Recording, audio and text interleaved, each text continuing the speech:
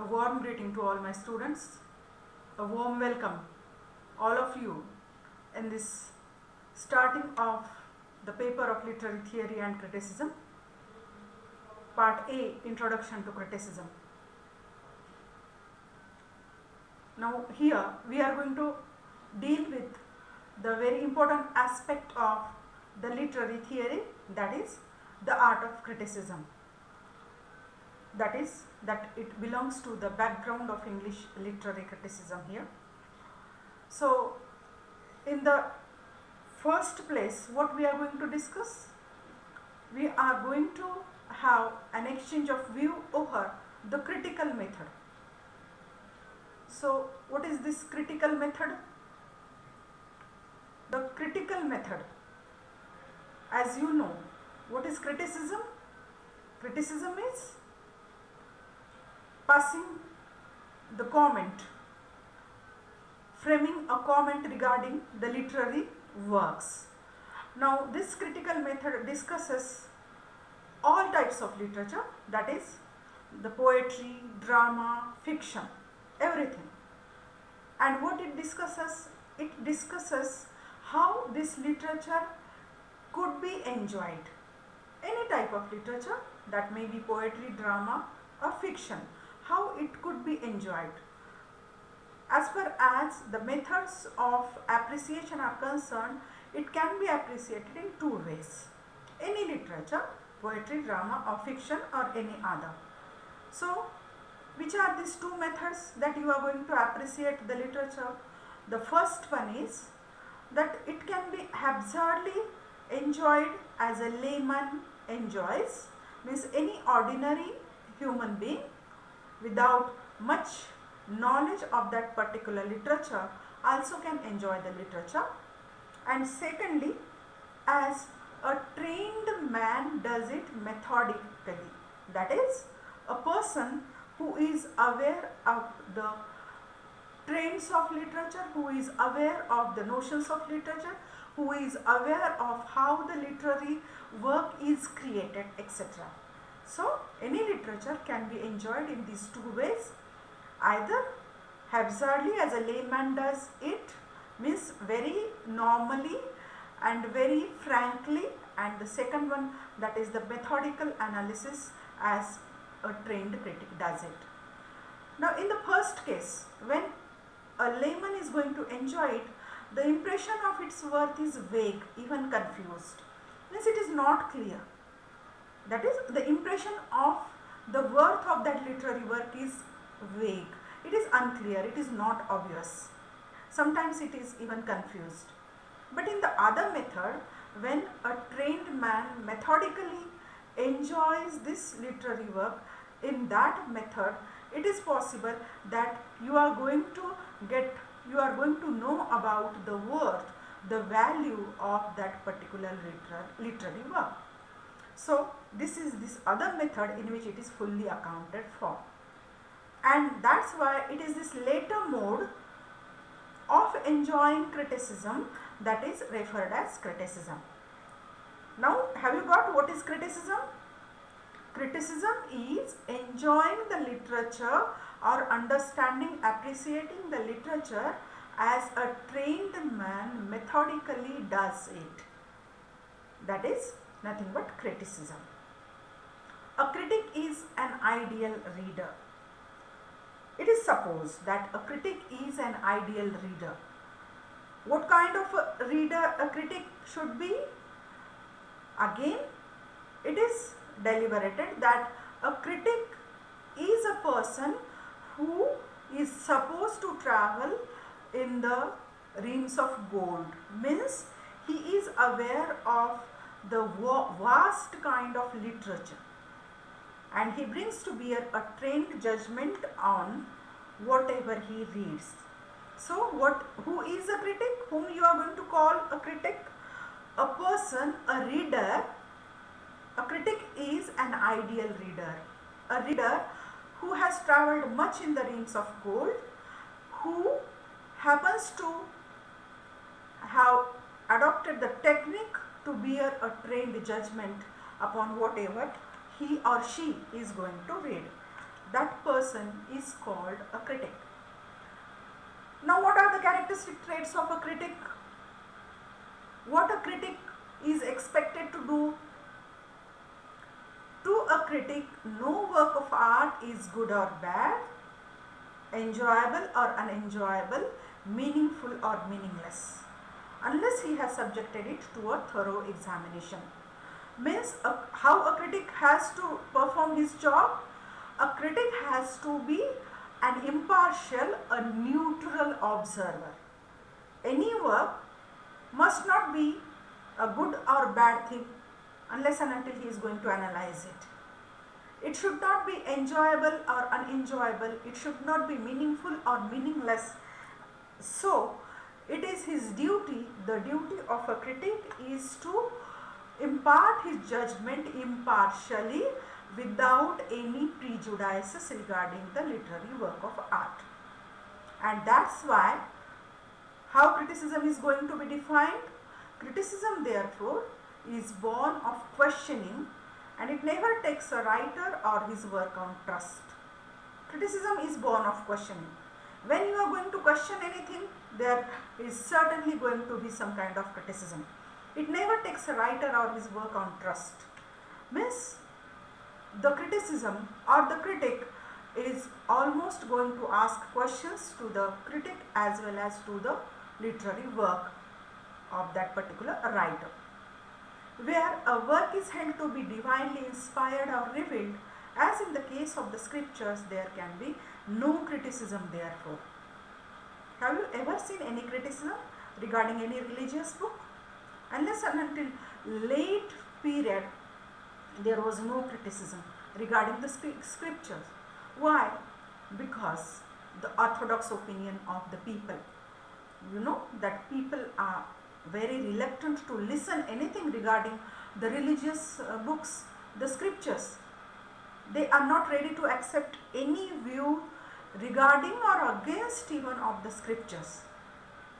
Why? Because it is considered as the word of God, and God's word cannot be altered, is the philosophy that is imbibed on the minds of the people, and that's why it is said that the scriptures must not be criticized.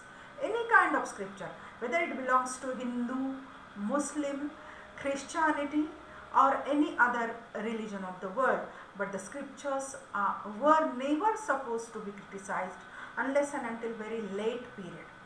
There was hardly any critical literature on the Bible unless very up to a very late period. Later on only, it was only when the Renaissance encouraged interrogation and free inquiry, then only the criticism of Bible was possible.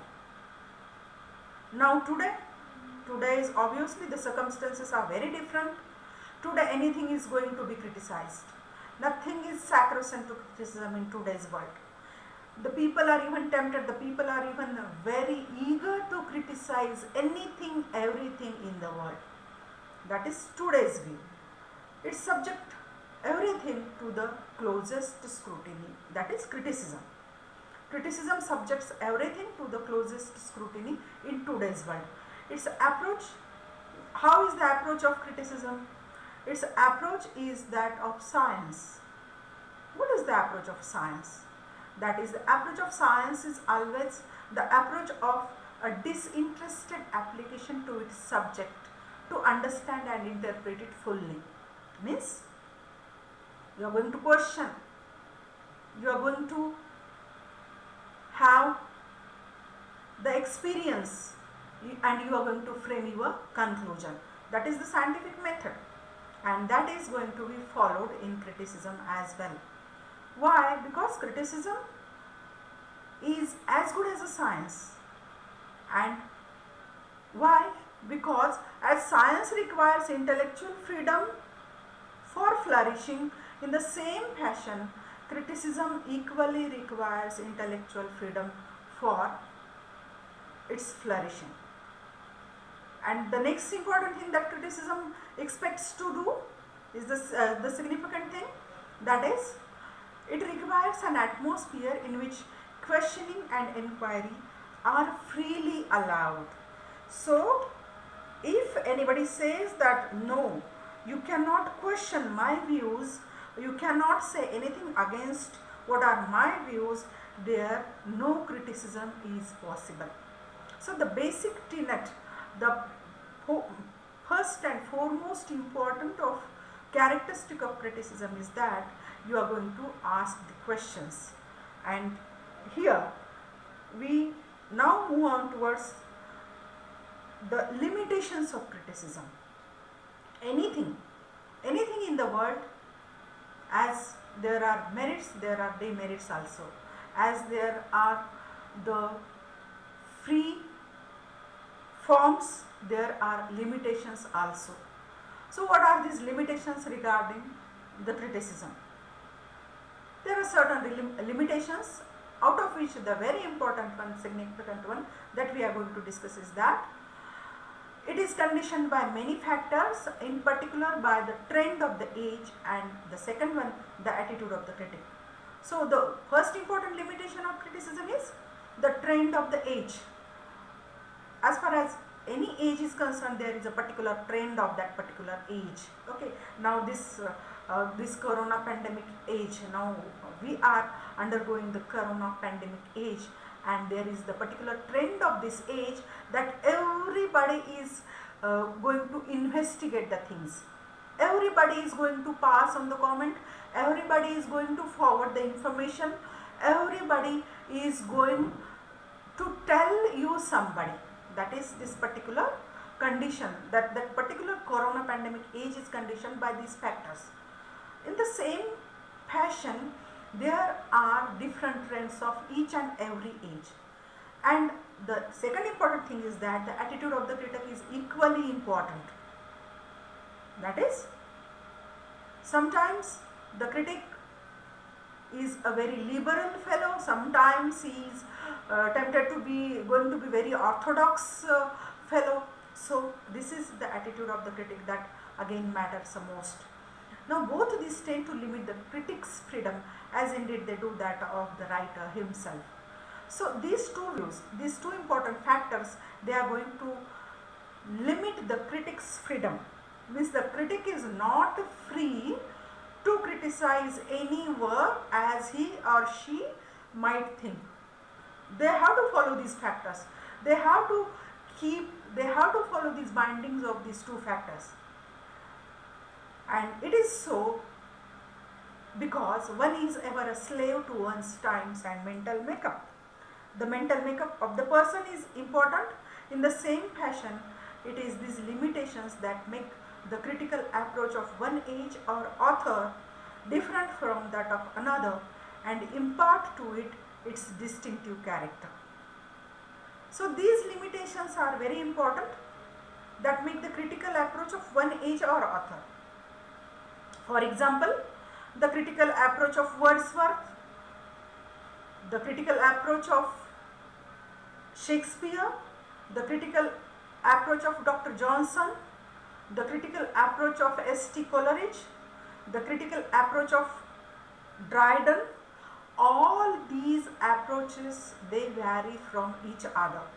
They are different from that of one another, and they impart a distinctive characteristic to the criticism of these people. Now generally each age in literary theory or in literary history will be found to have its own critical standards and each critic his own individual approach. As I have just cited a few examples in front of you, right from Shakespeare to the very modern critics like F.R. Lewis, I.A. Richards, and some more even after these critics. So that each age, the age is going to have the impact upon the critical standards of that age and equally upon the critic of that particular, that is going to frame the approach of the critic. That particular age, the particular conditions of that age, they are going to frame the individual approach of that particular critic. For example, now we'll elaborate it in more detail. For example, one critic may look for morality in literature as Plato always did. Another critic may look for the aesthetic pleasure, and a third for both. For example, Longinus is there and many more are there.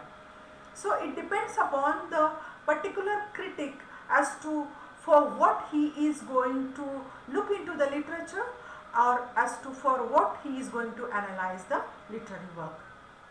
That is, one type of literary critic may advocate conformity to the rules of the Greek and Latin classics, means they will be the milestones for that particular critic, as Matthew Arnold's touchstone method is there that you might have studied, or you will be studying in near future. Or another critic may expect a reasonable deviation from both of them. That means that critic may not be tempted to follow the Greek and Latin classics or the rules of those Greek and Latin books or the critical theories. And a third critic, and a complete freedom of action rather than going to follow somebody or going to be dependent upon somebody. So in this context, you may frame your judgment regarding the principles of criticism that no fixed principles of criticism to be applied indiscriminately to the works of all ages and writers.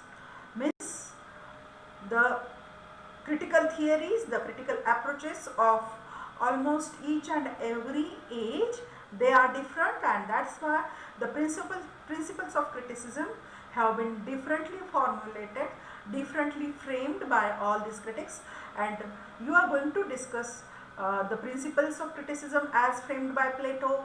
Again, you are going to know about the principles of criticism as been assigned by Aristotle, then Longinus, then Horace, and many more, Wordsworth, F.R. Lewis, etc.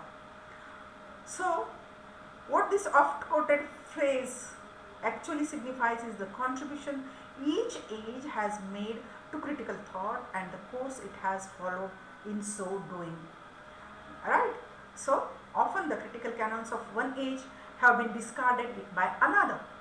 What Plato has said might not have been equally followed by Aristotle, or what Aristotle has deliberated regarding the critical theory might not have been followed by Horace or even Longinus. So there are subsequent changes that each age revives the critical canons in its own method, by following its own method rather. The principles of criticism, that in this sense they are nothing more than the various interpretations of literature, of literary activity, advanced from time to time. So from time to time, as Wordsworth's critical theory is different, F.R. Lewis states something different, T.S. Eliot states something different, and they have framed their own principles of criticism. Dryden's view, Alexander Pope's view, they are equally distinctive, they are equally distinct from each other. They are sometimes similar, sometimes dissimilar, they are sometimes contradictory, and in this sense, these are the limitations of the art of criticism. That what are these limitations? In the sense that every critic is going to discuss the critical theory in his own light, in his that there are the insights, the principles, the views, they have shaped the critical principles, the principles of these critics, and they have actually brought these principles of criticism in front of you, all the students of literature. So hope you might have understood, you might have got it very well, that what is actually the critical method, and later on what are the limitations of this critical method. Thank you friends, thank you all my dear students. Now in the next part we will be discussing the forms of criticism and the beginnings of criticism. So if you have any queries, you can communicate to me in whatever way it is possible for you. Thank you.